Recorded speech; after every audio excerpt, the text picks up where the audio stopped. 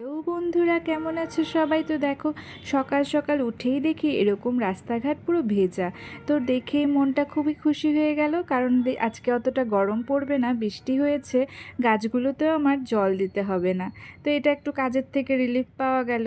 যাই হোক, দেখো ফুলগুলো কিন্তু অত ফোটেনি, কারণ তখন অনেক সকাল, তো একটু রোদ উঠলেই ফুলগুলো ফুটবে। আর দেখো না, বানর এসে আমার এই গাছটাকে ফেলে দিয়ে গেছে। এরকম অত্যাচার টুকটাক হয়েই থাকে আমাদের। তো দেখো দোকানপাটও কিন্তু বন্ধ, কারণ তখন অনেক সকাল। তো দেখো এই যে ওরা তিনজনই আরামে ঘুমাচ্ছে, আমারও কিন্তু খুব ঘুমাতে ইচ্ছে করছিল, কিন্তু ঘুমালে তো হবে না, কাজ আছে। তো ভাবলাম যে তোমাদের সাথে আমাকেও একটু শেয়ার করে নিই। তো দেখো আমাকে কেমন লাগছে ঘুম থেকে উঠে। আর এই যে দেখো প্রেশার কুকারে ভাত হয়ে গেছে, আলু সেদ্ধ হয়ে গেছে, পেঁয়াজ কুচিও হয়ে গেছে, ডিম সেদ্ধও হয়ে গেছে। এখন বানিয়ে নেব আমি আলুর পরোটা। তো আলুটাকে আমি chaat masala, oregano, chilli flakes, তারপরে আরও কী যেন দিয়ে মেখেছিলাম। তো যাই হোক, দারুণ হয়েছিল কিন্তু আলুর পরোটাটা। তো এরকম সুন্দর করে ডো করে করে এই যে পুরগুলো ভরে তারপরে আমি ফুলকো ফুলকো আলুর পরোটা বানিয়ে দেব। তো ওইটা খেতে ওদের খুবই ভালো লাগে।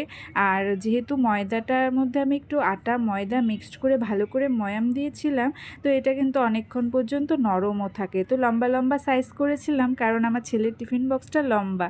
তো দেখো এর জন্য ফুলকো ফুলকো করে তোমাদের জন্য দিয়ে দিলাম, খেয়ে নাও একটু। তারপরে দেখো এদেরকেও একটু বাইরে বের করে দিলাম, যেহেতু গুঁড়ি গুঁড়ি বৃষ্টি পড়ছিল, ওরাও একটু স্নান করে নেবে।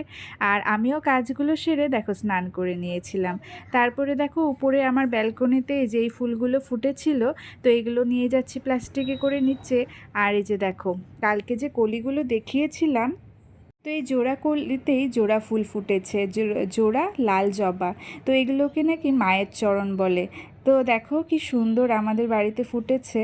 তো আমরা তো বিশ্বাস করি আমাদের ঘরে মা আছেন, তার জন্যই মায়ের চরণ হয়েছে।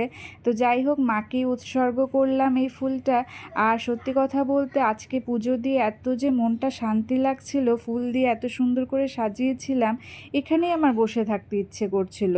1 ঘন্টা লাগে পুজো দিতে, তাও মনে হয় এখানেই বসে থাকি। তো এই যে মাসির জন্য পরোটা আর চা করে দিয়েছিলাম, আমিও একটা পরোটা চা খেয়ে নিয়েছি। আর রান্নাও হয়ে গেছে, করলা ভাজা, চচ্চড়ি, তারপরে মাছ ভাজা, এই যে কাতল মাছ আর হচ্ছে নদীর মাছ দিয়ে মিক্সড করে ঝোল করেছিলাম। এই যে দেখো বেড়ে নিয়েছিলাম। আর এই আইটেমগুলোর সাথে না কাঁচা পেঁয়াজ খেতে আমার দারুণ লাগে। তো আমি জানি না কার কার এমন ভালো লাগে। মা মা আজকে আমার না রেস্টুরেন্ট থেকে কিছু খেতে ইচ্ছা করছে।